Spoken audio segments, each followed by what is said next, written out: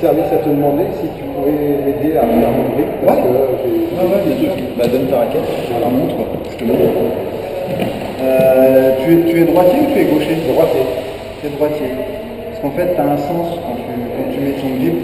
Au niveau du confort de la main, tu as des petits bourrelets qui se mettent en route, qui se mettent sous ton doigt, sous tes doigts. D'accord. En fait, quand tu es droitier, il faut que tu tiennes ton tamis tête en bas et ta raquette avec la main gauche. D'accord.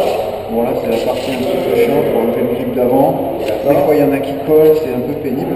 Et on peut mettre des fois des surgrips Ouais, en fait en fonction de ta taille de main, alors plus le manché est fin et plus tu vas être précis avec ta raquette.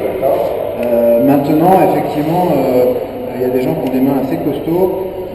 Mettre un surgrip ça peut valoir le coup quand tu transpires beaucoup aussi, parce que ça change pas tant l'épaisseur, par contre tu peux changer plus souvent, plus fréquemment ton grip, ça coûte un peu moins cher. D'accord.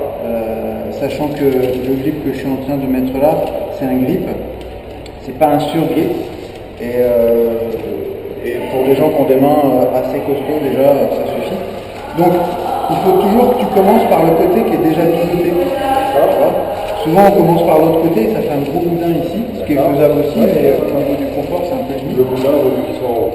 Voilà, donc le boudin il faut mieux qu'il soit en haut, voire même pas du tout parce que tu vas le couper. Donc tu positionnes vraiment à fleur de ton manche de raquette. Et après en gros tu as deux solutions. Soit tu le tends pas trop, comme ça ton grip il reste assez souple sous ta main et tu superposes 2 mm, tu vois, pour avoir un petit bourrelet en fait à ce niveau-là.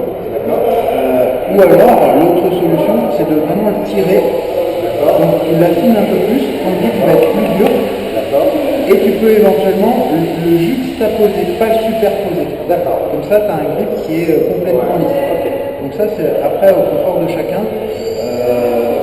Il y a des gens qui préfèrent vraiment tendu. Donc après voilà, il suffit de tourner pour que tes bandes soient complètement parallèles. Pas trop de surépaisseur. Voilà. Mais surtout, gaucher-droitier, donc tu tiens ta raquette tête en bas avec ta main gauche et tu tires ton grip avec ta main droite. Comme ça, tu la mets pour un droitier. Et donc pour un gaucher, c'est l'inverse. Et tes stries, elles sont dans l'autre sens. Ok, d'accord. Après, tu vérifies qu'effectivement c'est plutôt bien mis. Et puis ensuite, voilà, tu te cales, tu coupes, tu coupes ton air de raquette. Et ensuite, tu mets le petit scotch pour simuler ici. Ça te prend 2 minutes pour mettre un grip. D'accord. Toc. Et voilà.